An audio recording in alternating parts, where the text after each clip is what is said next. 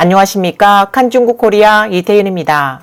10월 7일 팔레스타인 무장단체 하마스가 갑자기 이스라엘에 대규모 6회공 합동 공격을 감행해 이스라엘인 250여 명이 사망하고 1000여 명 이상이 부상을 입었습니다.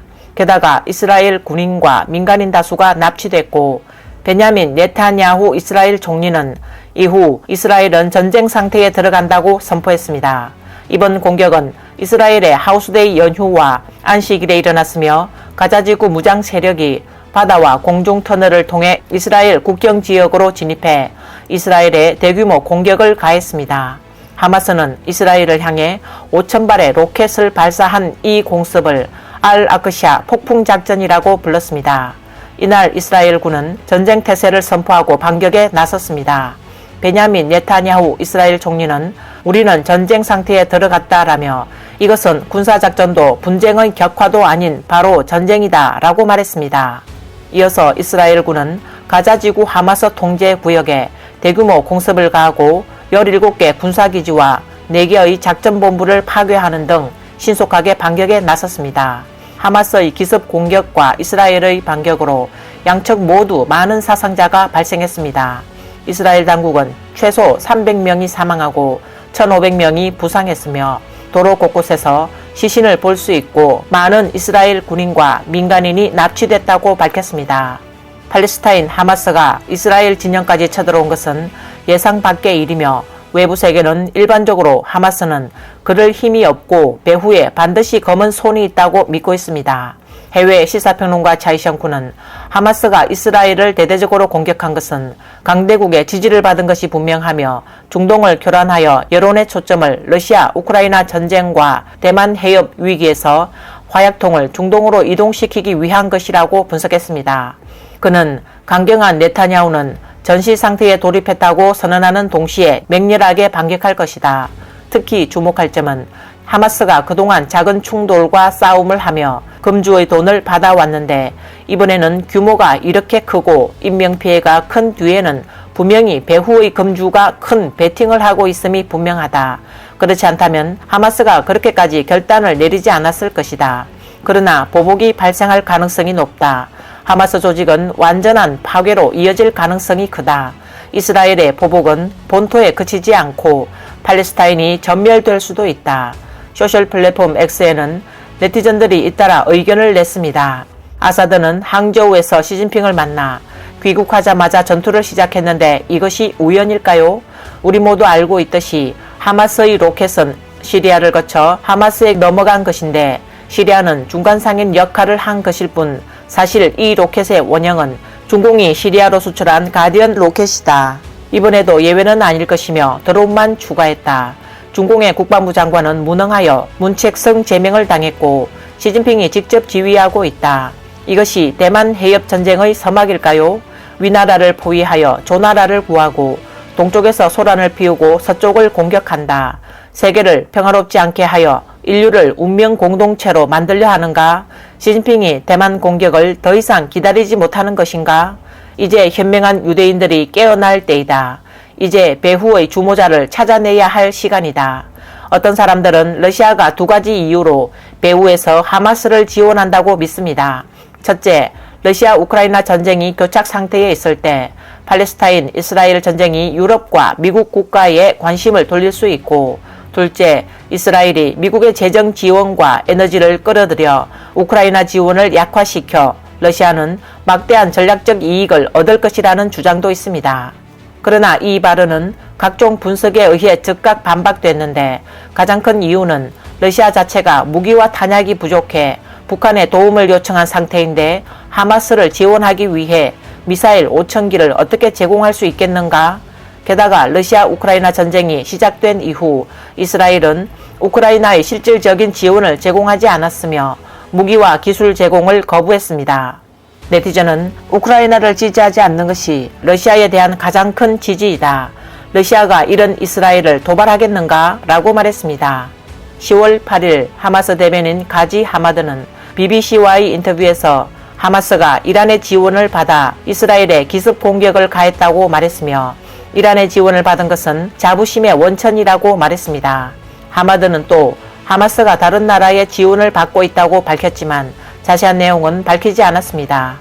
야오청 전 중공 해군 중령은 해외 소셜 플랫폼 X에 분석문을 올렸는데 누가 배후인가? 누가 이스라엘 팔레스타인 전쟁을 원하는가? 중공은 이스라엘을 가장 싫어하는 이란과 광범위한 무기 거래를 하고 있으며 중공은 이번 아시안 게임에서 시리아 대통령을 성대하게 맞이했다. 미국은 이스라엘의 안전을 가장 우려할 것이며 가만히 앉아서 지켜보지 않을 것이기 때문에 결론은 중공이 배후로 가장 의심된다는 것이다. 중공의 일석이조에는 푸틴의 압박을 완화하고 대만 해협과 남중국해에서 미군의 주의를 분산시키는 일거양득의 효과를 거둘 수 있다. 이로 인해 6차 중동 전쟁이 발발하면 중공은 다음으로 김정은을 부추겨 문제를 일으킬 것이다. 마침 대만과 미국의 총선이 겹치면서 시진핑의 대만 무력 통일을 이룰 더없이 좋은 시기는 없을 것이다 라고 말했습니다. 시사평론가 장텐양은 X에 올린 글에서 사우디는 미국의 원전 기술 제공 대가로 이스라엘과 수교하는 방안을 검토해왔다. 그리고 이라크는 걸프전 이후 이스라엘을 건드린 적이 없다며 이스라엘 내부 충돌은 법적인 문제이므로 하마스에게 도움을 구할 정도는 아니다. 그래서 중공의 혐의가 가장 크다라고 말했습니다. 중공 언론이 하마스가 이스라엘을 공격한다고 보도하자 댓글란에는 하마스를 지지하는 목소리가 가득합니다. 시사평론가 친펑은 친펑 관찰에서 중동의 화약고에서 혼란이 일어나면 중공에 유익하다. 이는 아시아 태평양에 대한 미국의 관심을 줄이는 동시에 중공은 계속해서 많은 일들에 자기 주장을 하며 얼렁뚱땅 넘어갈 수 있다. 최근 몇 년 동안 중공은 중동에서 많은 것을 얻었다라고 말했습니다. 그는 미국과 같은 제국주의 국가들의 혼란을 야기하는 중공의 전통에 따라 중공이 이란과 하마스를 지원하여 전쟁을 일으켰을 가능성이 크다고 믿는다라고 말했습니다. 재경닷컴 후차이핑은 페이스북에 하마스 뒤에 아무도 없다면 어떻게 그렇게 대담하게 이스라엘을 공격할 수 있겠는가? 러시아 우크라이나 전쟁이 끝나기 전에 이스라엘과 미국은 이를 무시할 수 없을 것이다. 미국이 두 개의 전쟁터를 동시에 지원한다면 대만의 일본 의존도가 심해질 것이다. 다음 단계는 당연히 북한이 일본을 괴롭혀 일본이 대만을 도울 수 없도록 하여 중공이 직접 대만을 공격할 수 있도록 하는 것이다. 그녀는 푸틴, 김정은, 시진핑이 계속 만났을 때 바로 악의 축이 등장했는데 왜 중공군이 크게 움직였는가? 중공군에는 부패하지 않은 사람이 없다. 그래서 부패의 문제가 아니다. 대만은 하루빨리 일본, 미국, 한국, 심지어 필리핀, 베트남과도 연합전선을 형성해야 한다. 이런 일들은 모두 우연히 발생한 것이 아니다. 오죽하면 시진핑이 10월 말 갑자기 베트남을 방문하려 하겠는가? 라고 지적했습니다. 독일, 미국, 영국, 캐나다, 일본, 유럽연합, 요르단, 이집트 등은 팔레스타인 이슬람 극단주의 군사단체 하마스를 테러 조직으로 지정하고 있다. 그러나 중공, 러시아, 이란, 터키 및 일부 아랍 국가에서는 이를 테러 조직으로 간주하지 않고 저항 조직으로 지위를 인정하고 있다라고 말했습니다. 젤렌스키 우크라이나 대통령은 이번 공격으로 지난 19개월간 러시아의 우크라이나 공격이 특별한 감정으로 떠올랐다고 말했습니다. 그는 우리의 입장은 매우 분명하다. 지구상의 어떤 지역에서도 테러와 죽음을 초래한 사람은 반드시 책임을 져야 한다며 오늘 이스라엘의 테러 공격은 치밀하게 계획되었으며 전 세계는 누가 테러를 후원하는지 알고 있다. 이스라엘은 다른 나라와 마찬가지로 스스로 방어하고 테러에 맞서 싸울 모든 권리를 갖고 있다. 전 세계가 이 테러에 함께 원칙에 따라 대응하는 것이 중요하다고 말했습니다.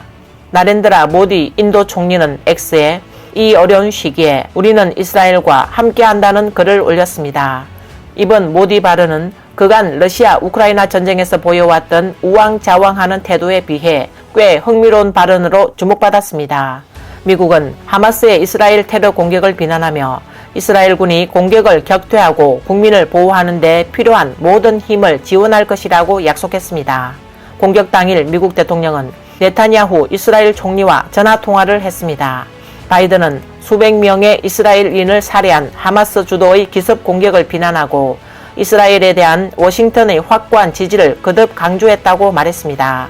일부 분석가들은 현재 러시아 우크라이나 전쟁이 아직 끝나지 않은 상태에서 이스라엘 팔레스타인 전쟁이 다시 시작되었으며 각국은 입장을 표명하기 시작했다. 만약 전쟁이 계속된다면 많은 나라가 연루될 것이다. 세계대전의 일촉즉발이 임박했을 수 있다고 지적했습니다. 이번 영상은 여기까지입니다. 시청해주셔서 감사합니다.